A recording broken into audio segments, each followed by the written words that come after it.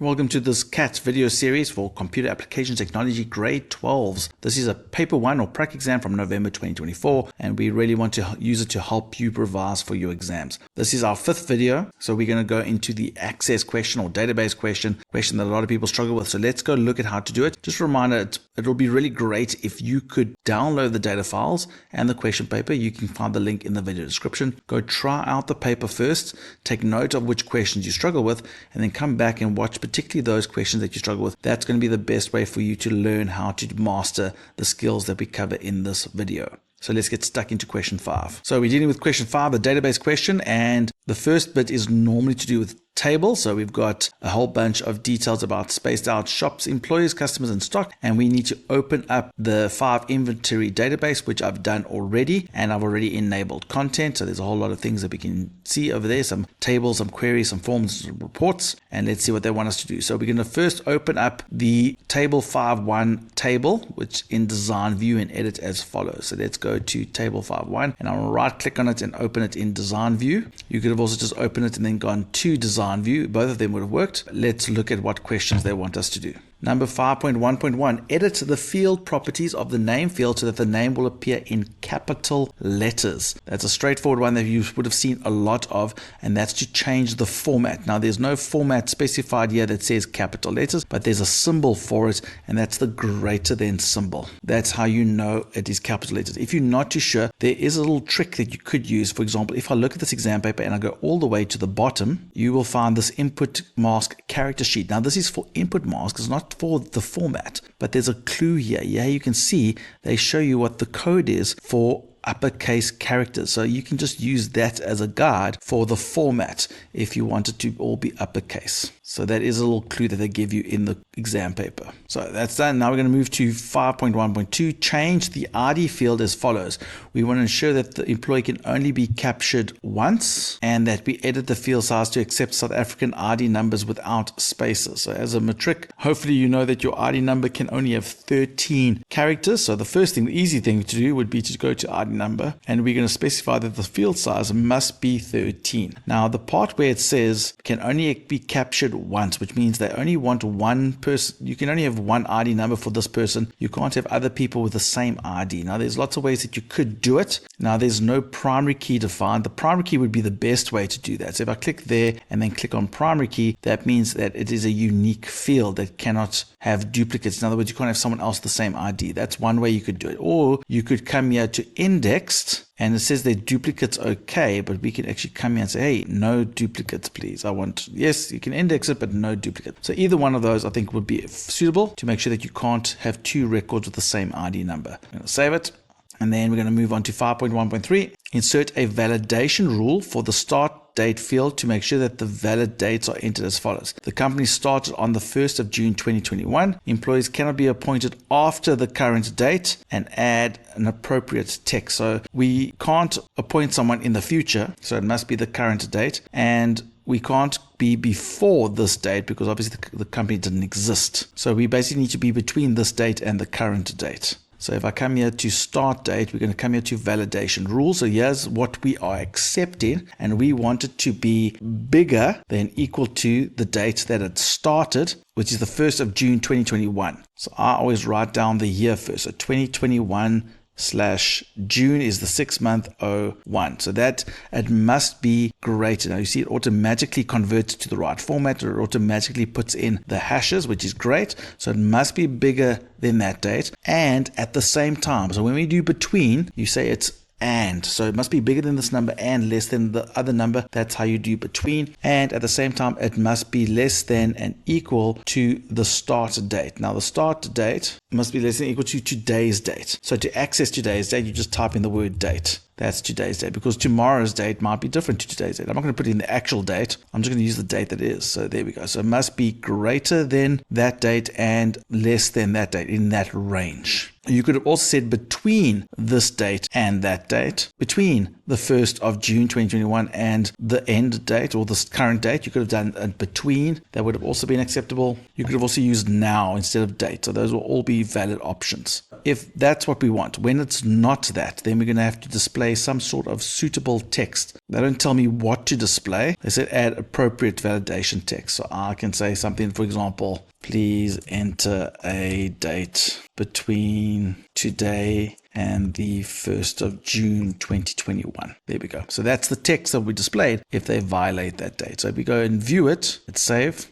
Okay, so we've got our dates over here. So if I come here and I insert a record and I'm going to put in a date that's at the moment we're on the 1st of July. If I click on the 19th of July, which is the future, and I click away, it goes, hey, you must enter in a date between that. Okay, so if I go back to, let's try the 7th of May, but I'm going to make it 2021, which is before June. And I click away. It goes, hey, no, can't be, it must be in June, after the 1st of June. If I do that date is more acceptable. Yeah, so I'm just going to delete that record because I don't want it there, just to show you that it does work for the different options. Let's go look at 5.1.4. Modify the lookup properties for the designation fields for the values to appear as shown. So we can see there's a whole bunch of options there. And when we click on it, you can see that there is manager, assistant, stock controller, cashier. Okay, so let's go see what it looks like. So we're going to go to designation, and that's got something to do with the lookup. So if I go here to lookup, you can see that it's manager and a 1. So if I go look at the values over here, if I look at the designation, so they don't say any of the options there. So we don't want it a field list. So I think we need to make that a value list, not a field list. So let's do value list. Let's see what that does. And if we come here to designation, yeah, then we can start to see it looks a little bit better. So that's a value list. And now if we look here, you see manager 1, manager 2. If we go look over here, I'm just doing small so we can see it. So there we can see manager 1, that's correct. Manager 2 is correct. So there's no assistant with the word manager. And then we've got stock controller 0. So we got it to view at least nicely. We just don't have the word assistant there. So let's go look at how it's laid out. If we go back to the design view, and we can see it's all separated by double quotes. So after the 2 here, there we go. There's a gap there with nothing in it. And I think that should have the word assistant. If I spelled it correctly, I think there we go. So it's assistant. So let's try to do that again. If we go back to the design view, let's save it. And if I come here, we can see, there we go. We've got assistant and manager, stock controller and nothing, cashier. So there we go. It looks like that. What do we do? Well, we've had to first go and look at the lookup option. We first made it a value list. So just so you know the difference, when you're doing the source over here, you see you got options. You can either get the values from a table or query. So you can run a table or query and get the values to be in your list of options over there. The field list just gets a list of fields from a table or query. So the names of the fields where the value, you specify what the values are. So that's why we changed it to value so that we can specify those values to be displayed. And because we have a column count of 2, that's why it says 1. That's the first column, that's the second column, the first column, the second column, because of our value list. So that's how you can identify your different options there. And then we're going to save that table. So we can save it. Let's save it. Boom.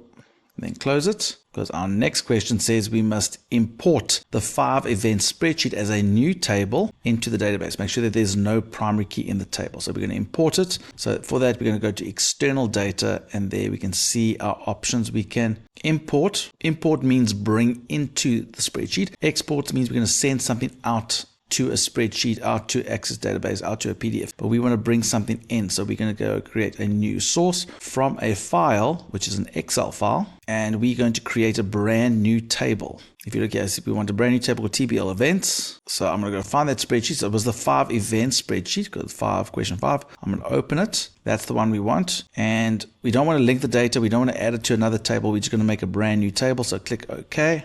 They don't give us any other specifications. I'm just going to leave it like that. Go next. Yes, our first row is headings. I'm happy with that. And we can go through each one individually and check what data type it is. They don't actually tell us to do anything else. They say, make sure there's no primary key. So we're going to say no primary key. Thank you. And go next. And then what do we want our table to be called? TBL events. So we're going to call it TBL events. And go finish and close. And there you can see a new table's appeared. If I click on it, there's the data from that table. Easy peasy. Lemon squeeze. So let's move on to 5.2. Modify the form TBL. Modify the form 5.2, which is based off of TBL members, to show and display as below. So let's go look at 5.2's form. So there's 5.2's form. We're going to double click on it and let's go home and go look at design view. So the first thing they say is this logo. The size of the image logo is 5 centimeters by 3 centimeters. An input mask was added to the cell phone number so that the data is captured in the correct format. So these are things that we're going to need to do. So let's have a look at that image first of all, is what I'm going to do first. So if I look at mine doesn't have an image, so we're going to insert an image. So you can click here on insert image. You could have also gone over to that option there. That's an image. You could have used that as well. Either one would work. So I'm going to insert an image. Let's go browse for it. And we want this logo. So I'm going to click OK. And I'm just going to drag it on over there somewhere. So there's our logo. So if I click on it, and we can see the details of the image. So I'm going to come over here to the height and the width of it. And we're going to change the size of the logo to 5 by 3. So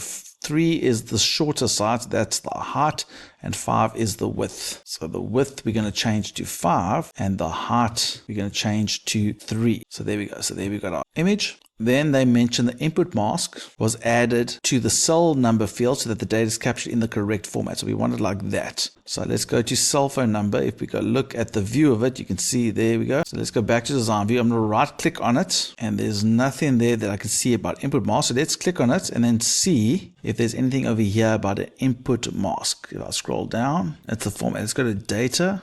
There we go. There's input mask. I'm going to click on input masks. And because we haven't actually been asking input masks for our tables, I've got a funny feeling we're going to need to use our input mask over here, which if you remember, we normally use this in our table design, but we're using input mask characters. It works in all of the input mask places. So even though we're doing this in a form, it'll still apply. So we want it to always have a +27 in front of it.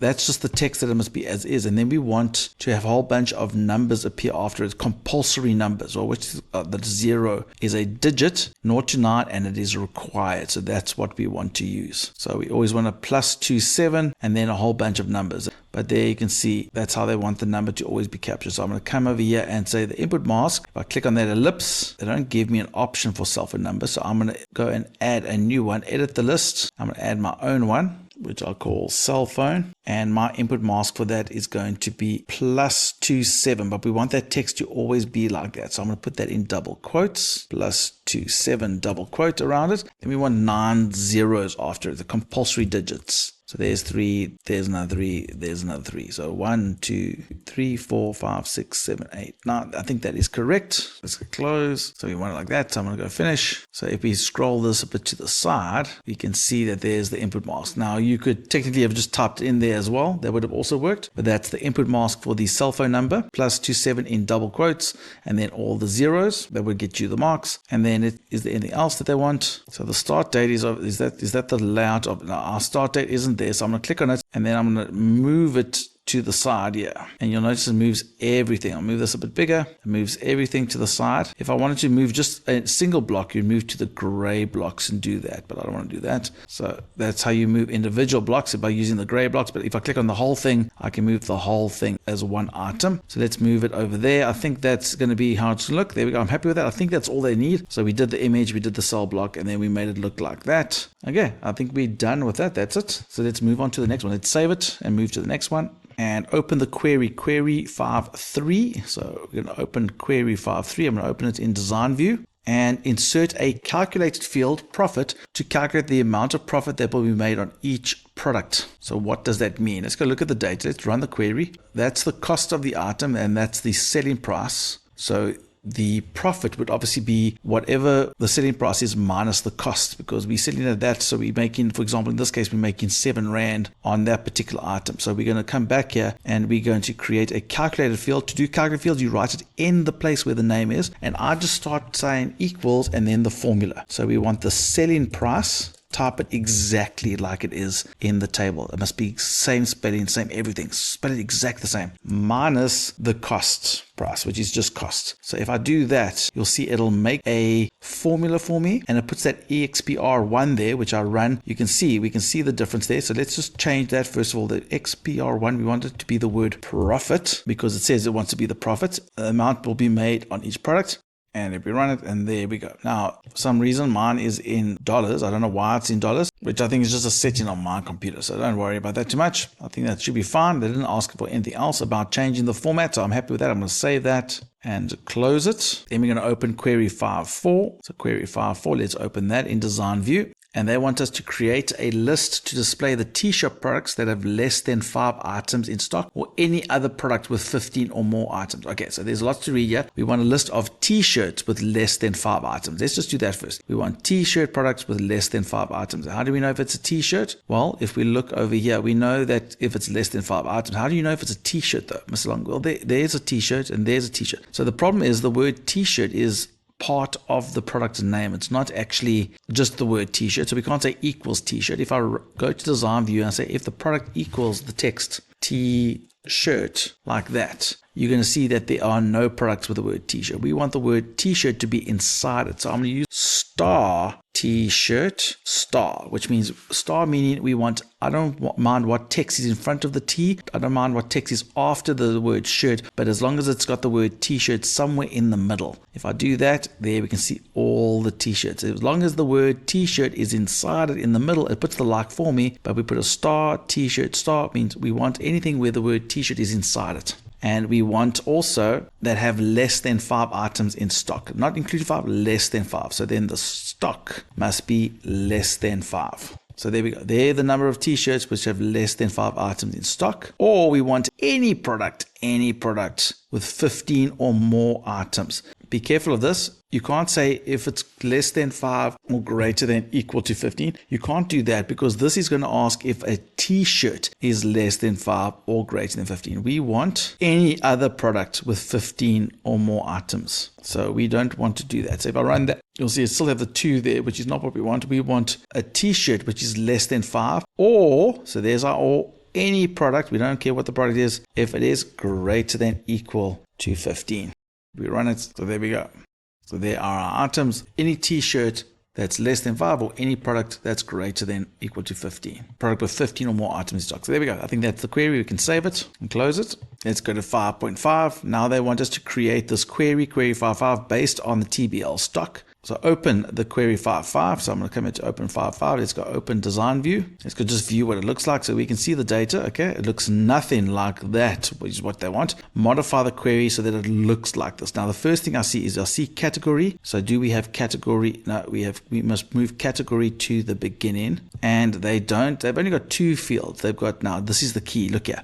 It's not that field, sum of inventory value. Now that sum of is a big clue that we're doing a aggregate function on the inventory value. So when you see something of, that is a function that we're going to apply to that field. So we actually want category and inventory value. So if I come here, so I've got product. So if I go here to design view, we actually don't want product. I want to take that product away, and I want category to move in front of it. So I moved it like that. So straight away, we've got category and inventory value, category, inventory, but we want to sum of inventory value. So we're going to come here and go back to design view, and you're going to come here to the totals. And when I click on totals, we get this group by option. And we want, what do we want? We want the sum of inventory value, which means if I go to the inventory value, we're going to click on group. We want the sum of inventory value. If I run it, there we can see it's already looking a lot better. Go look over here, make it a bit smaller so we can see. So there we can see category and sum of inventory value. So we already got the headings right. However, our puzzle is first in the diagram, but it's not first there. Why is it first?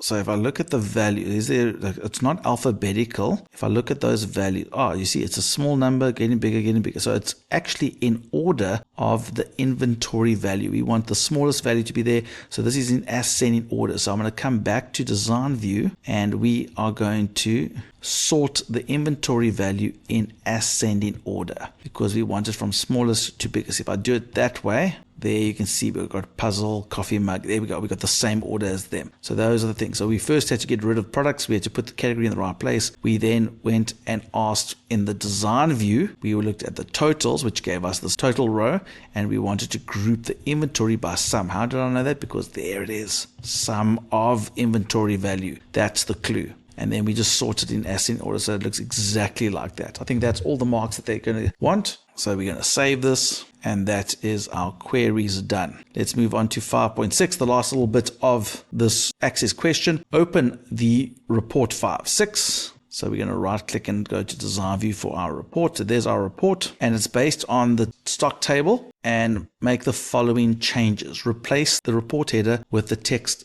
stock. So that heading over there, we're going to change that to the word stock. So that's the heading replaced. Then we're going to add a function in the category footer to display the number of products per category. They gave us a clue there, the category footer. Now, if I come here, I see a category header. I do not see a category footer. Why not? Because if I click on the group and sort over here, then I can see that there's a group by category. But if I click on more, do you see here it says without a footer? We want to make it with a footer. So that's how you get the footer section. Let me show you again. You went to group and sort. If you don't have that table at the bottom, group and sort, you can see the grouping. You can click on more, and then you can access the footer and header section. You can remove them or add them. So we want with a footer. So now I can see the category footer, and we want to add a function in there, which means we're going to add a text box, that one there. We're going to add that over here, and we want to add a formula that displays the number of products per category. So we are counting all the products per category. So we're going to add in a count function. So equals count, open bracket star. You could sum values. You can find the min, you can find the max, you can find the average. And then let's put a suitable heading here. So we're going to say that is the number of products per category. So I don't think they give us they even say add a suitable label to the function. I'm going to use that as my label. So I'm just going to make that a bit bigger. Number of products per category is count. So let's go look at what it looks like. Like I view it. So there you can see there are 6 items in that category. There are 2 in that. There are 6 in that. So that is working there correctly. We can go back to design view. And there we go. I think we added that. We added the footer. We added a function. Gave it a suitable name. I think we got all the marks. I think that's all. Let's save it. I think that's all that they want. There we go. Save and close. There we go. We're done. Now we can move on to our HTML question. Just please note before I move on from this question that I have a video series on all the access that you need to know for your exams. Those are my most popular videos because people really struggle with access. So make sure you go to the playlist tab. Make sure you're watching those access videos. Make sure that you are consolidating. There's very easy marks in the access question. You'll find they ask the same questions again and again and again. As you do more exam papers, you'll see they ask similar questions. So really get to know your access well, because you can really score quick marks and make sure that you don't lose those marks for your CAT exam. All the videos you need, both lessons and exam papers, are on our YouTube channel at Mr. Long IT and CAT. Please support the channel by being a subscriber. Please share us with your friends so we can help as many people as we can. And remember, don't do it the long way, do it the Mr. Long way.